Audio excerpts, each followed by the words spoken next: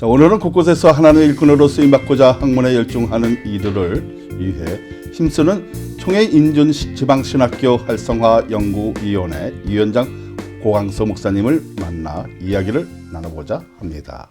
예장합동 총회 인준 지방신학교 활성화 연구위원회가 1차 회의를 10월 28일 총회회관에서 가졌습니다.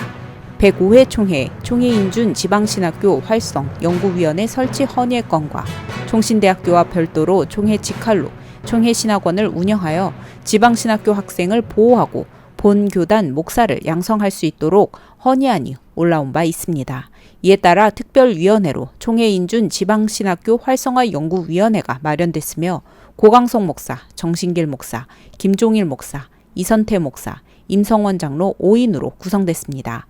위원장에는 고강석 목사, 서기에 정신길 목사, 종무에 김종일 목사, 회계에 임성원 장로로 임원을 조직했습니다. 방송을 통해 보신 바와 같이 105회 회기 총회 상설위원회와 특별위원회 위원들이 발표되었는데요. 이 중 눈에 띄는 특별위원회가 있습니다. 다름 아닌 총회 인준 지방신학교 활성화 연구위원회인데요. 오늘은 위원장이신 고강성 목사님 모시고 이 위원회의 의미와 앞으로의 계획을 들어보겠습니다. 목사님 안녕하십니까? 안녕하십니까? 네. 자, 우선 그 특별위원장 되신 것을 축하드립니다. 네, 감사합니다. 특별히 바쁘신데 시간 내주신 우리 하야방송 또 유 대표님에게 특별히 감사드립니다. 그 목사님께서는 그 총회 활동을 활발하게 하신 것을 알고 있습니다. 그동안 총회에서 어떤 활동을 하셨는지 말씀해 주실 수 있겠습니까?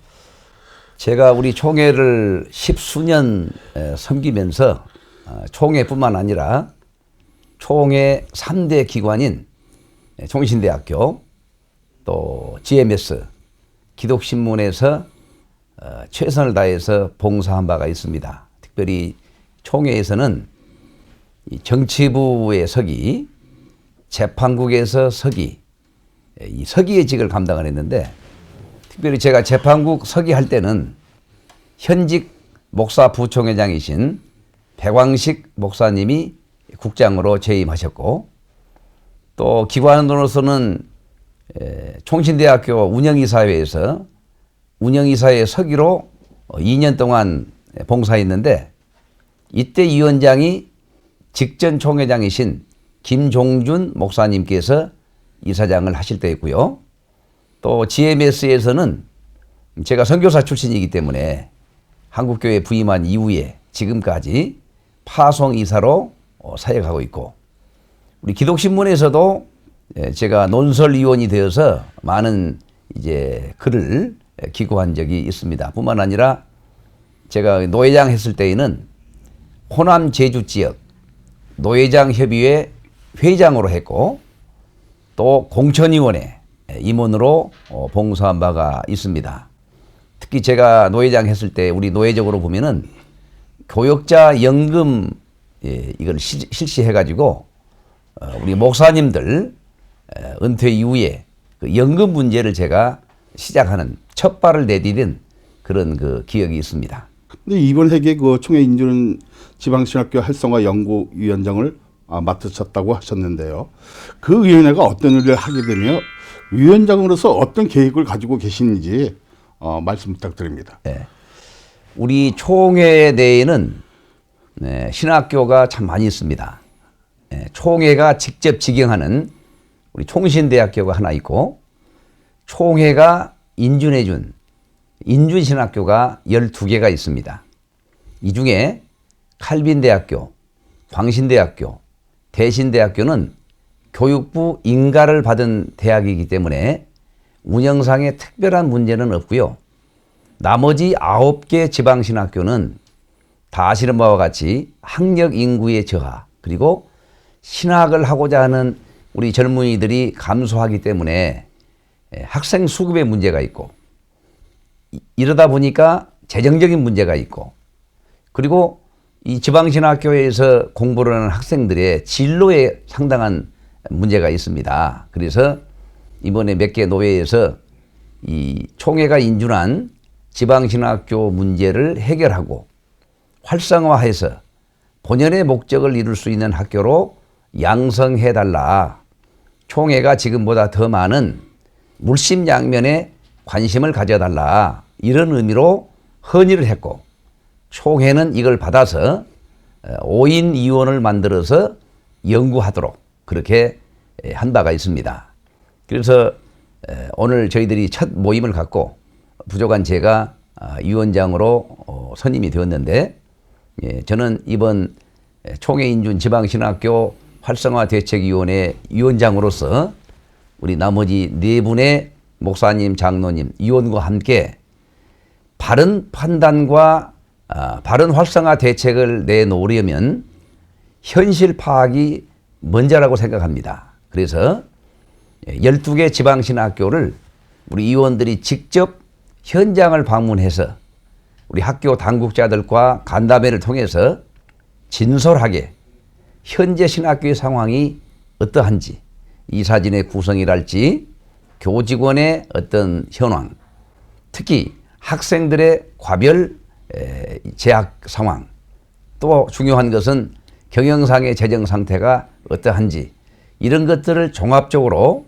실사해서 이번 총회 때 어떻게 우리 총회가 인준한 지방신학교를 잘 활성화할 수 있겠느냐. 특별히 이번 총회장님의 우리 근본 회기 총회의 표가 세움 총회 아니겠습니까? 저희들도 총회장님의 그 총회장의 그 소실을 이어받아서 12개의 지방신학교를 총신대학 못지않게 세울 수 있는 그 세움위원회가 되고자 노력하겠습니다. 그런데 목사님, 그 일부에서는 뭐 미인간된 그 지방신학교를 구조 조정해야 한다는 여론이 있기도 했습니다. 근데 위원장님은 여기 대해서는 어떻게 생각하십니까? 일반적인 그 관점에서는 그 말도 맞습니다.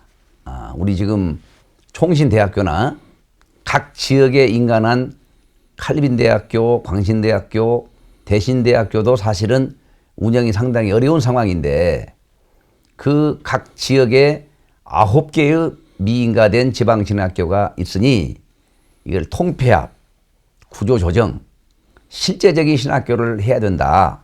그렇게 말하는 분들도 있습니다.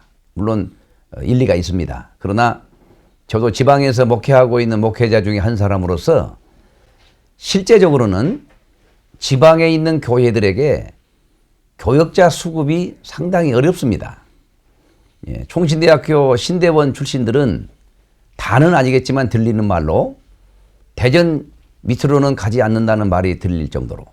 그래서 그 지방에 있는 교회들은 적어도 여자 전도사님들, 신방 담당하는 전도사님들이나 또는 교육부서를 감당할 파트타임 교육전도사 구하기가 굉장히 어렵습니다. 이런 차원에서 각 지역에 있는 지방신학교는 지역 교회들의 부교역자 수급을 한다는 그런 의미에서는 굉장히 중요한 역할을 하고 있다. 뿐만 아니라 이런 지방신학교들을 통해서도 여러 지역 교회들이 재교육을 받거나 또는 이제 교역자들 수급 뿐만 아니라 목사님들의 활동에 중심 역할을 하기 때문에 지방신학교를 무분별하게 놔둬서는 안 되겠지만 그러나 지방신학교 고유한 특성이 있기 때문에 장점은 살려서 활성화하는 것이 마땅하다. 그렇게 생각을 합니다. 특별히 지방신학교에서 지금 어려움들이 학생 수급, 이로 인한 경제적인 어려움, 이거 현실적인 문제인데 이번 저희들이 실사를 통해서 이 두 가지 문제의 현황을 잘 파악해서 어떻게 하면 지방신학교를 세우고 활성화할 수 있는지 이걸 총회에 보고하고자 합니다. 자, 그렇다면 그 교육자의 그 수급이 이제 굉장히 이제 지방에 있는 분들은 어렵다고 이제 얘기하시는데요. 자, 그렇다면 그 앞으로 그 지방신학교의 그 활성화 연구위원회 위원장으로서 어떤 계획을 가지고 계십니까? 지금 총회에 헌의한 노예들의 그 헌의의 내용을 보면 학생 수가 줄어들고 이로 인해서 재정적으로 어려움이 있다 보니까 이 현실 문제를 좀 총회가 도와달라. 그게 하나 있고요. 또 하나는 그 지방신학교를 졸업한 학생들이 목사가 되기 위해서는 우리 총회가 실시하는 편목 수업을 한 다음에 강도사 고사를 봐야 됩니다. 과거에는 우리 총신대학교 안에 총회 신학연구원 이런 게 신학원 이런 게 있어가지고 미인가된 지방신학교 출신들을 1년 또는 2년간 교육을 시켜서 강도사 고시를 보게 했는데 지금은 교육부에서 총신대학교에 미인가 학위 과정을 설치하지 못하도록 경고를 한 바가 있습니다. 그래서 총신대학교 내에는 미인가된 학위를 개설할 수가 없습니다. 그러므로 총회가 직접 교역자 양성이라는 명목 하에 지방신학교 출신들을 총회가 교육을 해서 이들의 미래를 총회가 책임져 달라 그런 헌입니다. 그래서 이런 전반적인 것들을 이제 현실을 파악해서 또 이것은 아무래도 총회와의 관계가 있기 때문에 총회가 직접 지경을 해야 될는지 아니면은 지금처럼 칼빈대나 광신대나 대신대처럼 지역의 거점 신학대학원에 위탁교육을 시킬 것인지 아니면 총회가 하되 총신대학교에 위탁을 하든지 이런 크게 보면 세 가지 방법이 있는데 이런 것들은 실사를 통하고 현지 학교 당국자들의 의견을 수렴해서 종합하여 대책을 총회에 보고하려고 계획을 세우고 있습니다.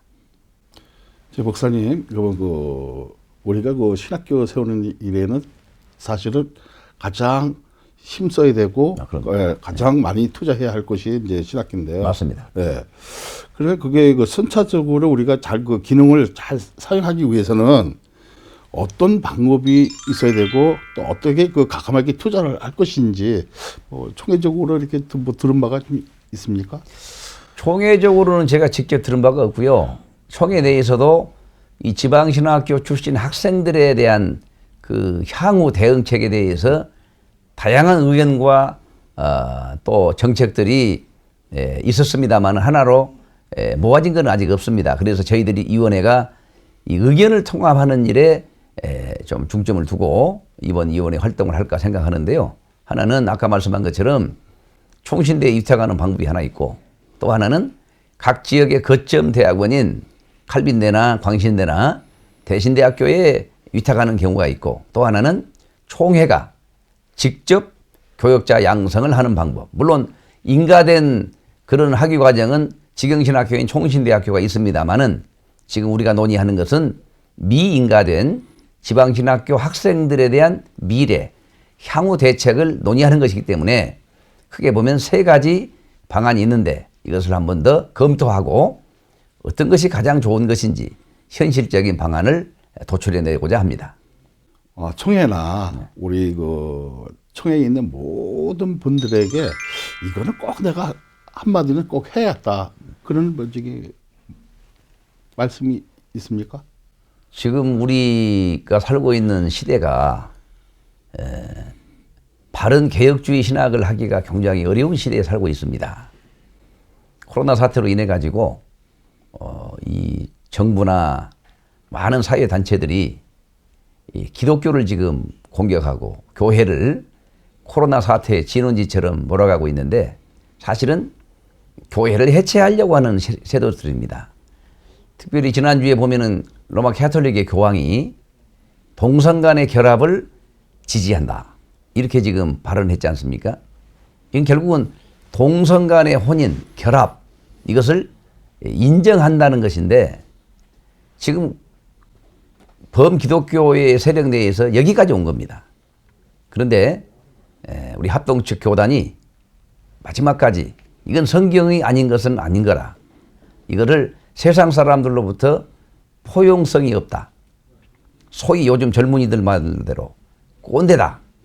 그런 말을 들으면서도 성경이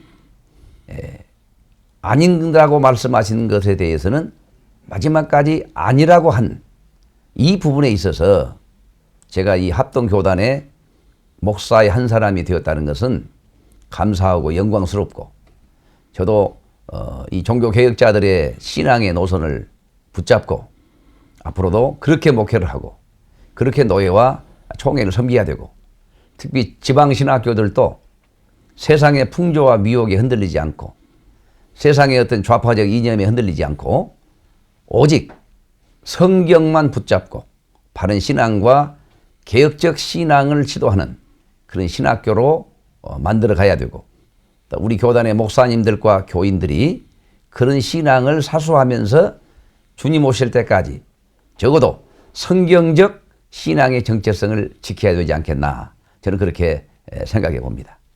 한국교회 얘기하고 싶은 곳이 꼭 있을 것 같아요. 네. 우리 교단만 아니라 한국에 있는 모든 교단의 안에 있는 그 교회에게 한 말씀 부탁드립니다. 모든 종교에는 나름대로 정체성이 있습니다. 불교는 불교 나름대로 정체성이 있고 이슬람은 이슬람대로 정체성이 있고요. 가톨릭은 가톨릭대로 정체성이 있습니다. 그럼 우리 개혁교회는 우리 개혁교회 나름대로의 정체성이 있습니다. 종교가 뭡니까? 종교라고 하는 것은 이제 쾌락을 느끼고 편안하려고 하는 게 아니고 사실은 신앙생활 바로 하는 것은 힘든 일입니다. 어떤 때는 손해보는 일입니다. 그럼에도 불구하고 우리가 이 개혁주의 성경신학에 붙들린 이런 개혁교회 그 중에서도 가장 성경을 보수한다라고 하는 우리 합동 측 교단의 목사가 되고 교인이 됐다는 말은 이미 우리는 정체성을 공개하는 겁니다. 그렇기 때문에 세상 풍조에 절대 흔들리면 안 되고 그리고 어떤 누가 그럴듯한 논리 뭐 포용, 퓨전, 통합 이런 말들이 있지만 다른 것은 다 통합하고 포용하고 이웃을 위해서 우리가 손해볼지라도 교리, 하나님의 말씀만큼은 절대로 우리가 포기해서는 안 되는 마지막 가치입니다. 그렇기 때문에 세상의 풍조에 흔들려서는 안 되고 목사님들, 특별히 장로님들이 신학적 정체성을 가지고 누가 뭐라 해도 주님 오실 때까지 우리 종교개혁의 신앙의 원리를 잘 사수하고 하나님의 말씀에 입각한 개혁 신학과 신앙을 세과화하는 우리 교단과 우리 목회자, 평신도들이 되었으면 좋겠다. 그런 말씀을 드립니다. 오늘 그 귀한 시간 내주신 고광석 목사님께 진심으로 감사드립니다. 네, 저도 감사드립니다. 네, 감사합니다. 예, 감사합니다. 자, 오늘 이 시간을 통해 코로나19로 인해 학업에 어려움을 겪고 있는 학생들의 어려움과 고충이 신속하게 해결되길 바라며 신학계의 발전을 이룩하는 데 작게나마 도움이 되었기를 소망합니다. 유성원의 인터뷰 오늘 여기서 마치겠습니다. 감사합니다.